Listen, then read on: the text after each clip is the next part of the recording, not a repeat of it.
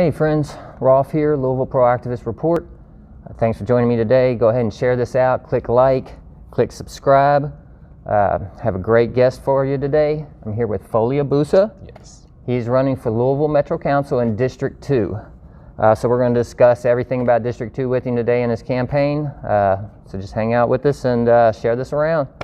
So thanks for joining me today. Thank Appreciate you. having you on, and congratulations on your campaign kickoff, and so let's talk about it a little bit. Yes.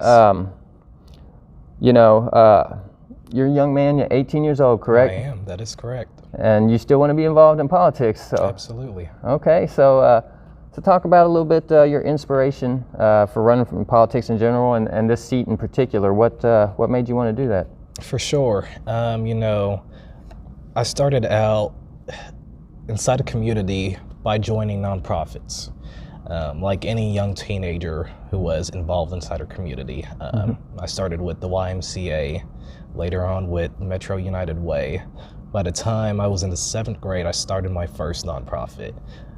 And from that time on, I took it to Seneca High School with me, where I was a 4-year class president. I was involved almost after school every single day, meeting with different nonprofit organizations, and even meeting with our council members here inside the city. And so I had so much inspiration, but also advice of what our city needs, listening to community members already at a young age, and seeing the actual things that are going on within the community. I decided, after high school, I have to continue this on. That's awesome, man. Yeah, I see you have a real impressive background. Like you said, the 4-year class president of Seneca. That's very impressive. All 4 years. I mean, 1 year is impressive, but 4 years, man, that's a clean sweep. Thank you. Also, the activism, the nonprofits. It's all very impressive. You even did some activism in middle school, right? I did. Like it was like a bullying program. Yes, we were actually a part of Stomp. And Stomp was a nonprofit organization made by Nick Cannon, a celebrity and artist. And I became an ambassador for that organization, and I took it to Newburgh Middle School right here inside our district. And it became a big role within the school itself, just letting students know things that they can be aware of, actions that they can be aware of that they do, just to make the community and school environment a little more safer and better. Nice, man. That's impressive. How'd you get inspired in middle school, man? It's just Nick Cannon? No, for sure not. I had experience of bullying in elementary myself. And, that kind of struck me right after elementary that I wanted to be involved. And I would say my grandfather was the main inspiration. I went to Seneca High School to study pre-law. That's the main reason why I went to Seneca. Okay. And my grandfather himself, being not born inside this country, he was a federal judge inside the country of Togo, and he was an activist. He was an advocate for those who didn't support dictatorship or didn't support communism, the things that were going on at the time. But he had to flee the country, and here is me and my family today. But what he did growing up inspired me to get involved even more. And that began in middle school. Okay. So you mentioned there you came from Togo. Yes. Did you all come straight here? Was there kind of an around the world trip here? We went to New Hampshire first, which is centrally where I grew up until about mid-elementary. But we went from Boston, New Hampshire, all the way down here and settled down here in Kentucky, Louisville, Kentucky. Okay. Yes. Yeah, that's interesting. Thank you. And I like that you came here and you're ready to just jump right in and get involved. Yes. So that's awesome, man. So let's talk about District 2. What all does that encompass? What neighborhoods are in District 2? So District 2 has Newburgh, it has a little bit of Park Hill, you have a little bit of the Okolona area, and so it's a small district if you look at it from a map, but all the neighborhoods that are included kind of makes it more of a big and broad district. All right. Now, you're running as a Republican, correct? Correct. And the incumbent is Barbara Shanklin? That is correct. Democrat. Yes. For those who don't know, she has been in office since 2002. She's been head of the Metro. She's been involved with many of the different caucus, many of the different boards. She's, you know, right up there in the Metro Council. So you're right up against the big dog right out of the gate. Right. Now, what have you heard from her campaign about? Is she running again? The funny thing is I actually sat down with Barbara one-on-one at the Newburgh Library right before I kicked off and decided to even file for my campaign. And I was notified by one of my campaign team members maybe a week before that meeting that she stated in a statement to the press that she had no plans whatsoever of running again after this current term. And so we sat down, we talked about it, and she said, yes, I'm going to run. And so the game began. All right. Now she's got a lot of challengers on her side, right? She does. She has 3 challengers going up against her. It's going to be quite interesting because, you know, we had the same kind of scenario here where we had 3 challengers go against her inside her last race in 2016, right after the scandal within Metro Council involving her. So it was quite surprising, but the only difference here is now you have me as a Republican going against. You think any of the other 3 have a chance to unseat her, or you pretty much count on it being her? I do. I think Rayshonda Lockhart has a huge chance if she stays involved inside the community, as she's been doing recently. And so I've been keeping up with her campaign as well, and she's been involved with inside the Democratic Party, and I think she has a huge chance. Okay. Yeah, we'll see how it turns out. Yes, we're going to keep our eyes on it for sure. So as you're talking to people from District 2, you know, what are some of the things that they're talking to you about? What are the issues that they're having? Right. And so, you know, I went door to door right before I even filed, right before I even decided I was going to run. And when I went door to door during that time, it was to find out what people were concerned about. Some of the issues that were brought up was transportation. You know, the tight roads that we have around here, the roads that aren't paved properly like they should be. You know, you have certain areas where the roads are perfectly paved, and then you drive along and then it's messed up again. And so they're concerned about, well, the tight roads. We have semi-trucks going through District 2, semi-trucks. And that becomes a concern for not only the district members, but school buses, children that are inside the district.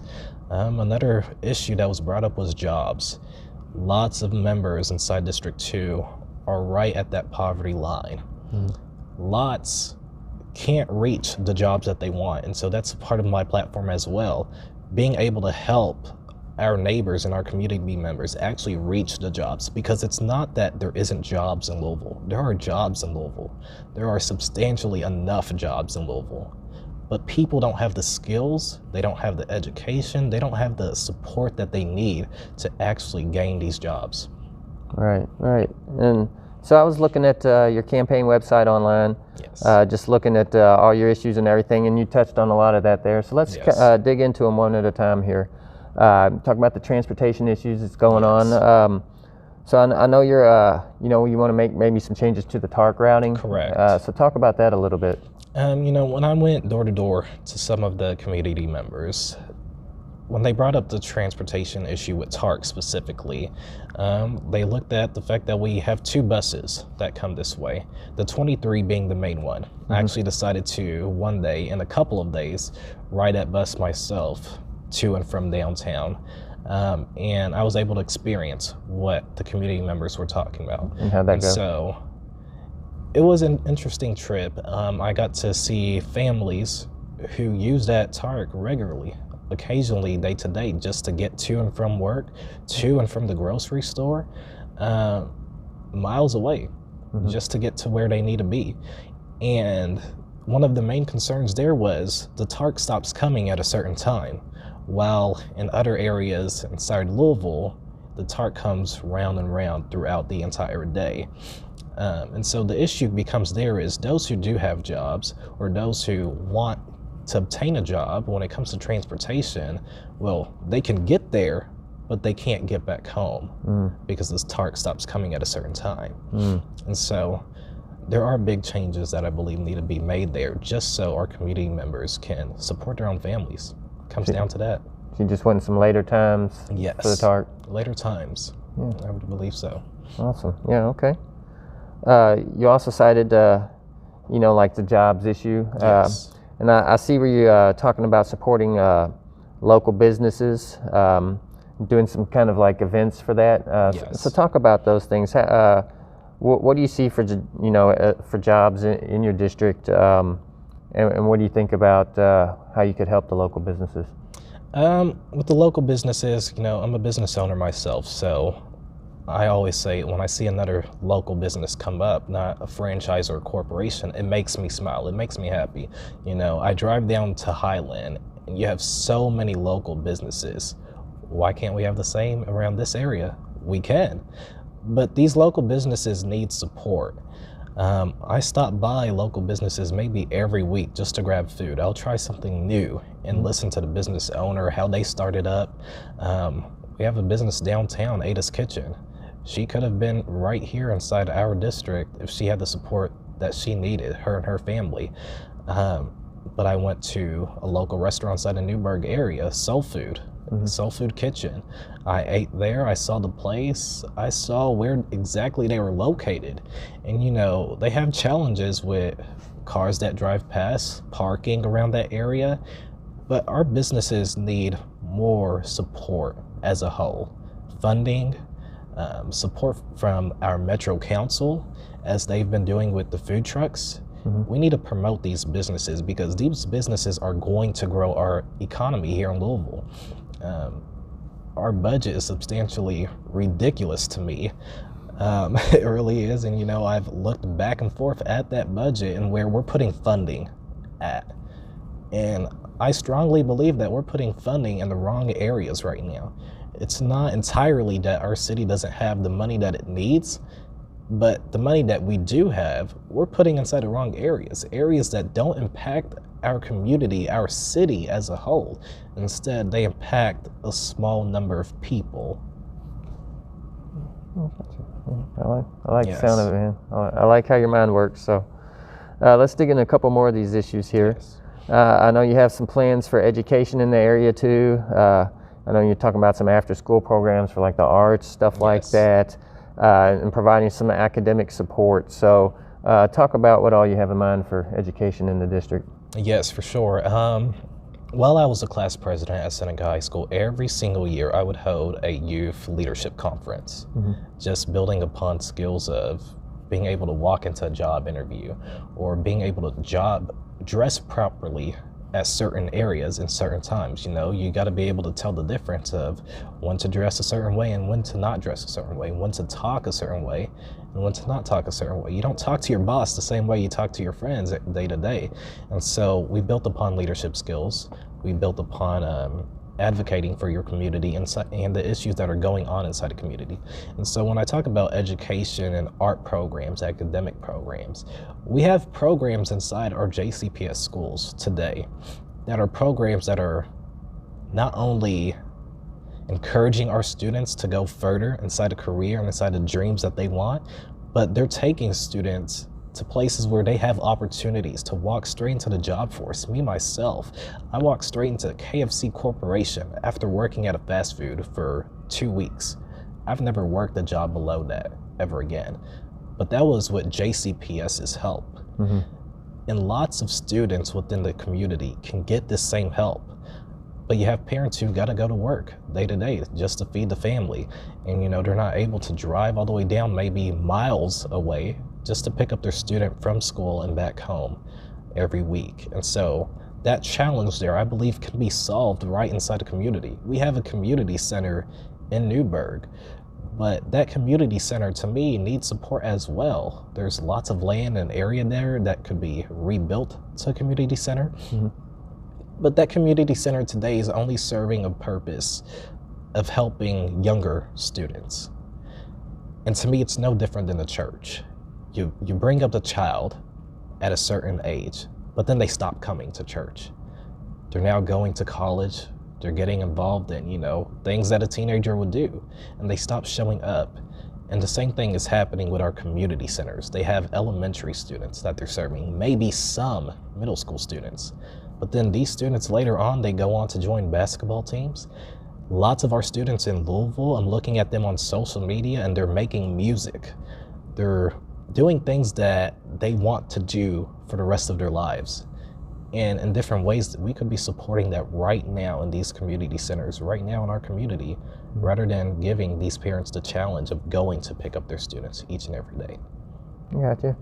And with you mentioning art programs specifically, are you artistic? I am. Well, for a good moment, I was an artistic person myself. You know, I grew up loving music. Newburgh Middle School, I played lead roles within the musicals that we had. Ever since elementary, I've always been artistic, before getting involved in the community more. Gotcha. So what do you think is important about the arts as far as the community? What do you think the benefit is to increased arts funding and I don't even know the word I'm looking for, but basically an increase in the arts. How does that benefit everyone? I think lots of people need to understand that the main issues that we look at when we see our youth today is youth violence. There are ways to solve our issues with youth violence. If we think about the same ways that we want to solve issues towards crime inside our city, you know, everyone says that to resolve the issues of crime in cities throughout the nation and to just help lower the rate of crime, that people need jobs. People do these things because they don't have a job. They don't have anything else to do. That becomes the number one response when we ask, well, why is crime such a big deal? And you got to do the same thing when you look at the youth. They have nothing else to do when they go home. Their parents allow them to go on the streets, have some fun, is what they think. But then they get involved in the crime that adults are getting involved in today. Then they go straight into the system.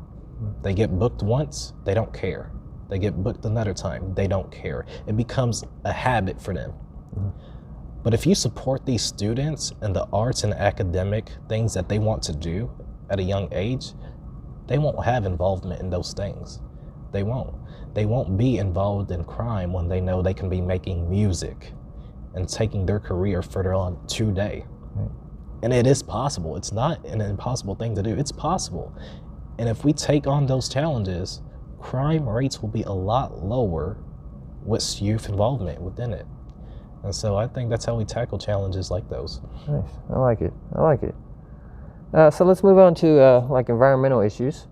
And I know you talk about that a little bit. I know you have some plans, to kind of make this Louisville more tourist, more family friendly. Yes. City. So talk about that a little bit. How do you want to do that? You look at different areas inside Louisville, and your brain is automatically drawn to certain areas just because of the way that area looks. And that's a policy thing. Lots of people don't notice it, but it's a policy thing. The amount of trees that we plant in certain areas, that's a policy game. How clean and kept the grass is in certain areas, that's a policy thing. And I think I have to give credit here to Shanklin when it comes to how Petersburg Park is today. She remade that park, she re-envisioned that park, and today it's a beautiful park. That environment there needs to be the same environment that we see throughout District 2 as a whole. And that's one of the main things that I ran for council on. Not being able to see the progress that we see in certain districts being made throughout the whole entire city. It comes all back down to being able to make that same impact everywhere else in the city. And so a lot of her policies and a lot of the things that she does to develop District 2 are strictly for the Newburgh area. And she seems to forget that District 2 is way more than just Newburgh. District 2 has everyone surrounding it. Newburgh is just a small community. It's a nice community, but it is a small community at the end of the day. But the same development projects that are being done in that Newburgh area should be done throughout the entire district. It should. And so the environment, I would like to see clean grass everywhere we go.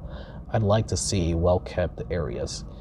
You drive into St. Matthews and you see a whole different picture. You go to J-Town, you see a whole different picture. Those things are not impossible for the rest of the city. They're just not being done because the people who have voices today to represent us all are not using them the way they should. Okay. Now, for me, something that's real big for me is sustainability in all aspects of life. But as we're talking about the environment here in the city specifically, what's your take on maybe greening the city as far as like, coding for going forward for new development as far as making that clean energy or anything like that? Any kind of switch to solar, anything like that? What do you think about all that? At a young age in school, I automatically was asking questions. Why don't we have solar panels on top of roofs? Why don't we have technology that's helping green our area the same way that we do, seeing throughout the nation, maybe in areas like Silicon Valley? We have the ability to do those things. And I also want to say we have the funding to do those things. And it all goes back to putting funding in the wrong areas. I think we need to be catching up with the rest of the nation and the rest of the cities that are making these efforts to green their community. And so you talk about solar panels, you talk about technology that's going to support the community. It's not things that cannot be done. It's not a challenge of do we have the funding or not. It's who's going to step up and actually tackle these issues. And so you have to go back and say, party does not come into play here. It's all about the local community and being able to say, this is something we need as a city. As a city, just because your party specifically says no to it federally does not mean you should be saying no to it locally for your community. At the end of the day, Louisville is one of those cities that's side by side with Seattle, side by side with some of our larger cities. We're the only real city within the state of Kentucky. But the matter here is we're going to be way behind. Come 2030, come 2040, we're going to be way behind from the rest of these cities because of the policies that we are making and the decisions that we are making towards funding. We're going to be way behind. And so we have to step up today and make change towards the climate, change towards the environment. Our young teenagers that are going on to college and leaving the community, they're not going to want to stay in Louisville any longer when they go back and see that Louisville is behind from technology, behind from things that are going to be a part of their day-to-day lives at work, at home, when they get back home. And so we got to make those changes today. Okay. One last question here on the environment. Something that's personal to me is our pollinator situation. Now, this is really a worldwide problem and definitely a national problem. However, I think most of the solutions come locally. So how familiar are you with the pollinator situation, the decline that we're having? Is that something that you've kept up with? I'm a little bit familiar with it, and I've educated myself a little bit about it throughout school as well. Well, we're currently in our 6th mass extinction of insects. Yes. And with pollinators, especially bees, they're responsible for 1/3 of our food. And they're declining rapidly. There's also a mite situation that they're dealing with, the varroa mite, which is killing them off along with the pesticides, especially the neonicotinoids, which is one of the hardest words I've ever come across. Even after following this subject for years, still struggle with that word. But so I think locally, like we have, sides of highways, we have parks where we can, use the outlines of the parks to kind of plant pollinator-friendly plants like milkweed, stuff like that. Would you be in support of maybe a plan like that where we're helping to boost the pollinators? I would absolutely be in support of that. And, that goes back to my thing about environment. We can make these changes today. It's a matter of leaving the party idea behind, leaving the idea of, well, it's not really a priority or people aren't really protesting about it, so I don't have to focus on it. No, you do need to focus on it. You as a council member, you don't do it just because you're a politician or because you're going to get credit for it later on. You're doing it because it's going to affect your children tomorrow. You lose all the bees, and what do you do now? You lose all of these insects, and what do you do tomorrow for your children? Are we stuck with chemical food? Is that what we're gonna leave things to? We're not China. We're not making effort to just make it technology wide. You know, when you talk about environment, it's not just a play of technology, it's a play of going back and doing things that we did do years ago. Planning community gardens. And you know, I've been able to go through our city and see some of the community gardens today. Those who are working and getting involved inside these community gardens, they're making efforts, changes that are affecting their day-to-day lives, changes that are affecting their health, and they are great changes. But again, those impact needs to be a city impact, not such a small number impact. District 2, I think he's coming for your vote. Barbara, you better be ready. I'm very glad you brought up community gardens. That's a big thing to me. If you're watching this and you run a community garden in town, reach out to me. I'd love to have you on the show to talk about that. I really would. I've been looking for somebody to talk about community gardens, so please reach out to me. So I've got one more question for you. We kind of talked about this a little bit off camera earlier, and that's, I mean, you guys know me. I'm a net neutrality guy, right? So let's talk about net neutrality a little bit, and municipal broadband. I know it's kind of a new topic to you, but what are your thoughts on it, just, you know, from what we talked about? Do you think this sounds like net neutrality, something you support? I think it's something I 100% support, especially when you talk about information and how fast it gets to a certain person. When we talk about public safety, which is one of the things you did bring up, public safety is a huge thing within our city right now. You know, inside our district itself, I've had concerns and issues where community members may call LMPD at a certain time, and LMPD does not show up till 30 minutes later. You got to go back and question, before you attack LMPD, you got to question, why is it that LMPD shows up 30 minutes later? Is it a city issue, or is it an issue of the police not taking concern for their jobs? And so that goes to community policing as well. You know, the police see one thing, but the community members see another thing. It's no different than those who join the army. They see one thing before they actually enter it. You got to share this information as well. And so the issues that we are having concerning public safety today, net neutrality, whatever you're saying here, it becomes a play in terms of, well, are we keeping our city safe? I've seen cities throughout the nation today going through cyber attacks throughout the whole entire city, things that will shut down the city, which is ridiculous, but they can be prevented way before they ever happen if things like this come into play. And so I put my 100% support behind it. Now, if municipal broadband, that's the city-owned internet version of that, would you be in favor of something like that, moving the city towards that? I would be in support of it, absolutely. I think, you know, those who look at me today as a business person are going to look back and say, well, you're a business person. Why would you be in support of that? You know, you're leaving the private sector out of it.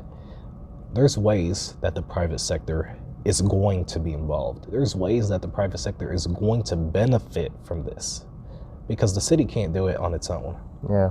It can't. And so we're not leaving our corporations out. They're still making money at the end of the day. But the city does need to come to a place in where they have knowledge of everything that's going on within the city. You shouldn't have one corporation that knows everything within the city, or all the information, and our city government is left behind and doesn't have knowledge of what's going on. That's absolutely ridiculous. That's like a terrorist attack getting ready to happen on our nation and the president not knowing. That's a huge deal. And I just said that about, you know, a presidential level, but those same issues can be happening locally, and they do. One final question I have, I think you talked about this on the website, is programs for immigrants? Yes. Right? Yeah, so talk about that a little bit. Yes, you know, being an immigrant myself, I understand that, you know, people are going to go through challenges of becoming a citizen. You talk about illegal immigration from the right side, and it becomes a topic of security for our nation. This again becomes an issue for me as not party politics, but politics to impact people and change lives. The Republicans aren't wrong about securing our nation. They're absolutely not wrong about that. And so that's why I say it's not about party politics. I can be a Democrat myself and 100% support securing our nation, but there's ways that you do it. There's proper ways that you do it, and then incorrect ways that you do it. Incorrect way is throwing ice out there, knocking on every door and gathering people up. The correct way to do it is using your public attorneys, using those who are locally nonprofits, helping nonprofits fund programs in which they are able to sit side by side with an immigrant and say, well, we know you entered illegally, but what's your goal here? What's your end goal? Do you want to become a citizen or do you not? And if they do, well, they're hardworking people just like us. They contribute to the making and the development of our nation. So there's no reason why we shouldn't sit down and help people, get the citizenship, become legal immigrants, become a part of our community, because they already are. They just now today have the fear of whether they can step out of their house or not at certain times. They shouldn't have that fear. So they do have a choice to make as well. Do I want to become a citizen or do I not?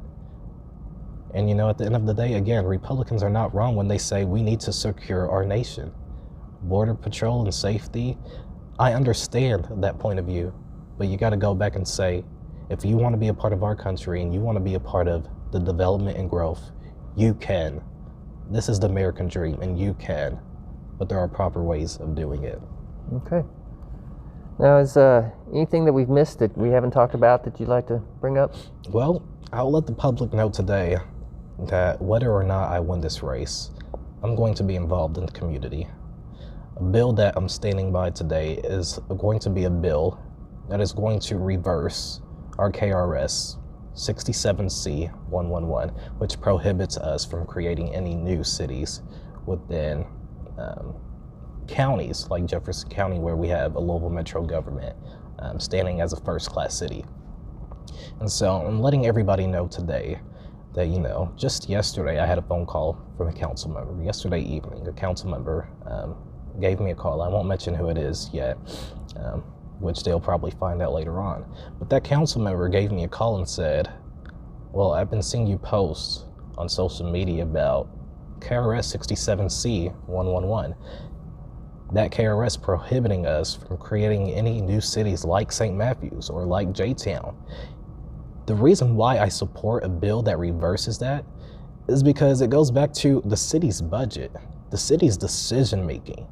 Well, if the city government itself cannot make a decision to impact citywide people, then we as community members are gonna want to step up and make that decision ourselves to impact our city and community wide. And so my hope is to bring back a bill that reverses that.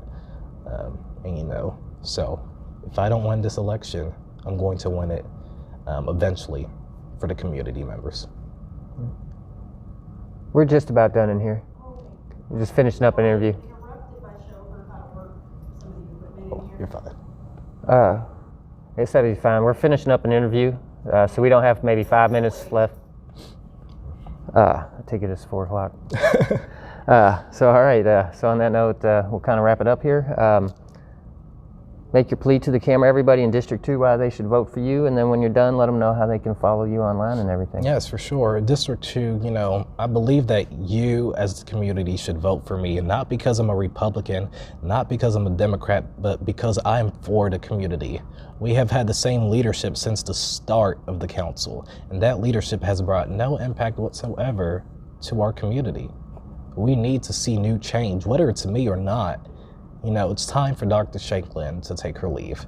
And it's time that we see new change and new things being done inside our community that represents us all as a district and not just small communities like Newburgh.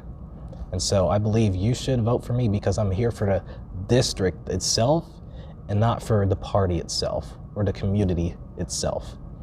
And so you can follow me on Instagram and Facebook at Foley for Council, and same thing with my website, foleyforcouncil.com. Thank you. Folly Aboussa for District 2, everybody. Thank you. Thank you so much for coming on the show today, and best of luck on the campaign. I'm definitely going to be following that all the way through. So, All right. yeah, I'm not in District 2, so I can't vote for you, but you would probably have my vote if I was. So. Thank you. So yeah, if you live in District 2, inform yourself on the candidates. Share this out to all your friends and neighbors, make sure people know who they're voting for. Just don't look at the R or D, next to the name. Look into these people, see who's good, who's bad. I think Foley speaks for himself. He's an excellent candidate, so keep that in mind. Thank you so much for watching, everybody. Again, this is independent media. It's nonprofit, and I don't make a single penny off this. The only way you can help me is like, share, subscribe, Facebook, YouTube, Twitter. Smash all those appropriate buttons. Until next week, I've got another show lined up for you. It'll be a good one, so look for that next Friday. And always think critically.